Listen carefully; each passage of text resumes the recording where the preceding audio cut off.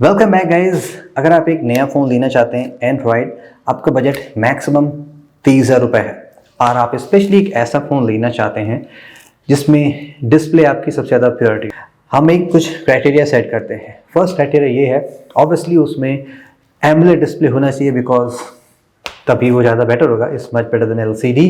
Plus हम at least 120 hertz consider कर रहे हैं। कुछ फ़ोन हैं जिसमें 90 हैं, बट प्रॉब्लम ये है कि 90 hertz I don't think so कि अब ये कमिंग 2020 का स्टैंडर्ड है, 2022 का सॉरी। प्लस एक चीज़ ये है कि वो फ़ोन आपका 5G होना चाहिए। फर्स्ट फ़ोन जो आप ले सकते हैं, अगर आपको एक 120 हर्ट्ज एमोलेड डिस्प्ले का फ़ोन चाहिए, देन ऑब्वियसली सैमसंग का आप कोई भी फ़ोन लेंगे तो वो बढ़िया होगा। उसमें से काफ़ी अच्छा लेटेस्ट फ़ोन है Samsung Galaxy M52 5G।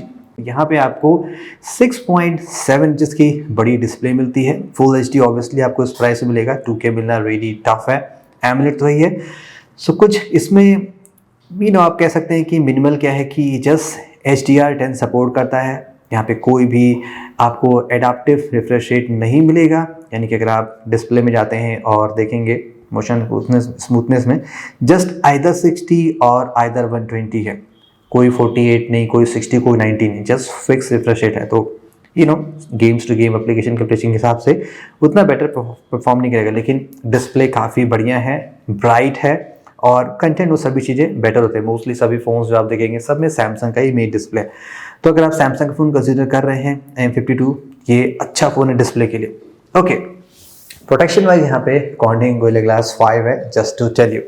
Next phone जो हम चलते हैं वो है Realme का Realme GT मास्टर एडिशन। देखिए अब यहाँ पे कुछ ऐसा कुछ क्रेजी नहीं है, एक फीचर बहुत ही इंपॉर्टेंट है।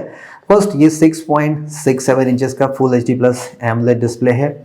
यहाँ पे HDR10 का सपोर्ट दिया गया है, बट वो सिर्फ यूट्यूब पे वर्क करता है। अगर आप नेटफ्लिक्स पे जाएंगे तो प्रॉब्ली वो चीज़ वहाँ पे काम नहीं करेगी।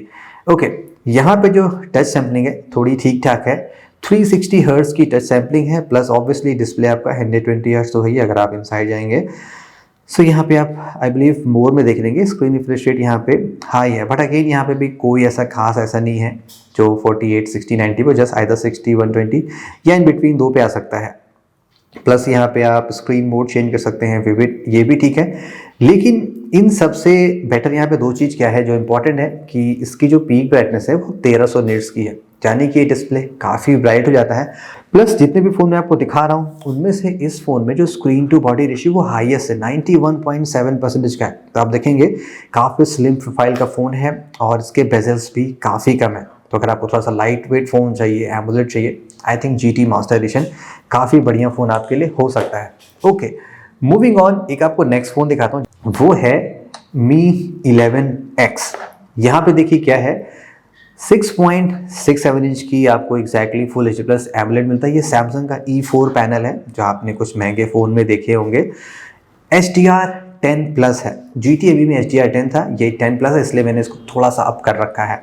ओके, और यहाँ पे भी आपको 120 हर्ट्ज का रिफ्रेश रेट मिलता है। प्लस अगेन यहाँ पे कोई भी आपको ऐसा फीचर नहीं मिलेगा लाइक जैसे मैंने आपको बताया कि एडाप्टिव आइदर 60 आइदर 120, तो ये अगेन थोड़ा सा ड्रॉबैक आपके लिए हो सकता है।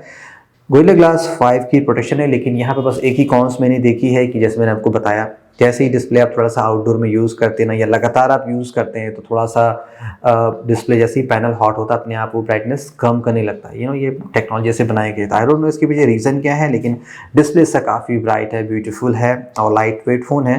तो Mi 11X भी आप ले सकते हैं अगर आपके लिए डिस्प्ले आपकी प्रियोरिटी है। नेक्स्ट फ़ोन जो आप कंसिडर कर सकते हैं वो है iQOO 7 लेजेंड और 7 में एग्जैक्टली सेम डिस्प्ले है। तो यहाँ पे आपको 6.62 इंचेस की full HD plus AMOLED display मिलती है। यहाँ पे टच सैम्पलिंग वैसे तो 300 हर्ट्ज का, लेकिन कंपनी ने ऐसा एडवर्टाइज किया है कि यहाँ पे इंस्टेंट 1000 हर्ट्ज की टच सैम्पलिंग मिल जाती है। अगर आप गेम प्ले करते हैं इन सम प्लेसेस पे, नॉट श्योर उसके पीछे एग्जैक्टली लॉजिकल रीज़न क्या है, क्या टेक्नोलॉजी उसके पीछे लगी है, बट अगर कंपनी ऐसा क्लेम करी तो शायद थोड़ा सा बेटर होता होगा। और मुझे भी यूज़ करने में ये फ़ोन काफ़ी फ्लूइड लगता है। टच सैम्पलिंग, इसकी रिस्पॉन्स टाइम काफ़ी फास्ट, काफ़ी क्विक है। पीक ब्राइटनेस इसकी 1300 निट्स की, यानी कि 1300 निट्स की है। और अगर हम यहाँ पे डिस्प्ले में जाते हैं तो यहाँ पे भी कुछ खास ऐसा नहीं है like no adaptive refresh rate है, जस्ट 60, 120 या 60, 120 अपने आप ऑटोमेटिक स्विच करेगा। कोई 48, कोई 90 या 50 ऐसा कुछ नहीं है बट अगेन मुझे इस फ़ोन का डिस्प्ले काफ़ी अच्छा लगा, iQ7 7 Legend दोनों का।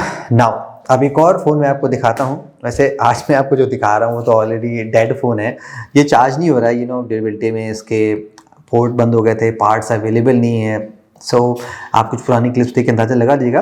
लेकिन यहाँ पे बेहतर पार्ट क्या है कि डिस्प्ले तो 6.7 इंचेस फुल एचडी है, लेकिन ये 10 बिट एमोलेड डिस्प्ले। अभी तक मैंने जितने आपको दिखाया वो 10 बिट नहीं 8 बिट यानी कि 16 मिलियन कलर वाले, लेकिन यहाँ पे 1 बिलियन कलर है। तो डिस्प्ले इसका काफ़ी बढ़िया है। प्लस यहाँ पे 480 हर्ट्ज की टच सैम्पलिंग है, यानी कि सुपीरियर परफॉर्मेंस मिलेगी आपको। टच सैम्पलिंग काफ़ी बढ़िया इसकी है।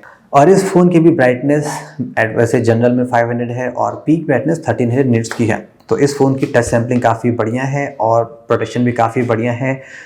Gorilla glass 5। तो अगर आप एक गेमिंग सेंट्रिक फ़ोन चाहते हैं स्पेशली, तो ये फ़ोन गेमिंग के लिए ज़्यादा डिज़ाइन किया गया है, देन ऑब्वियसली आपको पोको F3 GT कंसीडर करना चाहिए। एंड एट द लास्ट मुझे लगता है कि इस फ़ोन का एमोलेड डिस्प्ले सबसे बढ़िया है, मोटोरोला H20। तो स्पेक्स वाइज बात करें तो यहाँ पे आपको 6.7 इंच की फुल HD प्लस डिस्प्ले मिलती है, एमोलेड है। ये भी 10 बिट एमोलेड डिस्प्ले, यानी कि 1 बिलियन प्लस कलर यहाँ पे आपको मिलते हैं। HDR10 प्लस यहाँ पे भी सपोर्ट है, लेकिन जो टच सैम्पलिंग इसकी है वो 576 हर्ट्ज की है, रियली हाई है। आई मीन हाईएस्ट आपको अभी तक मैंने जितना दिखाया है।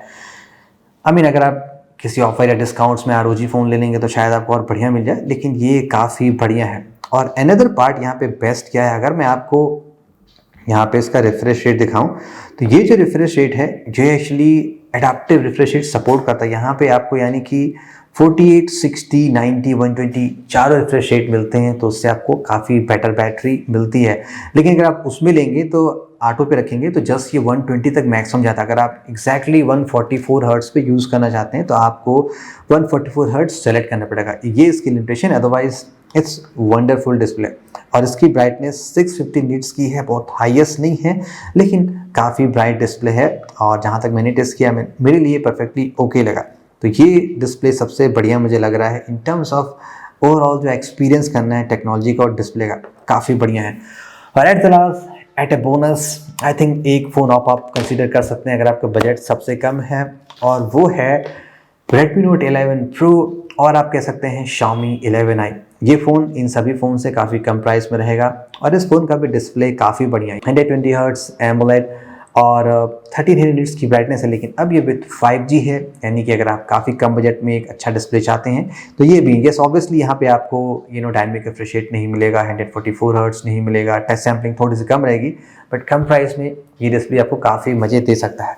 सो दैट्स इट गाइस, ये थे कुछ बढ़िया फ़ोन जिनके डिस्प्ले मुझे रियली अच्छे लगे। इन सभी फ़ोन को मैं काफ़ी टाइम से यूज़ कर रहा हूँ और मुझे कोई कंप्लेंट नहीं लगी। जो मुझे फीडबैक थॉट्स मिले मैंने आपको बता दिया। और आपको भी क्या लगता है कौन से फ़ोन और अच्छे हैं जिनके डिस्प्ले ऑब्वियसली हम कंसीडर कर सकते हैं प्रोबेबली 30 प्लस में या नेक्स्ट अंडर 30 में अगेन ट्राई करने में। तो do share me on the comments. This is Saurabh, thank you so much, have a great day.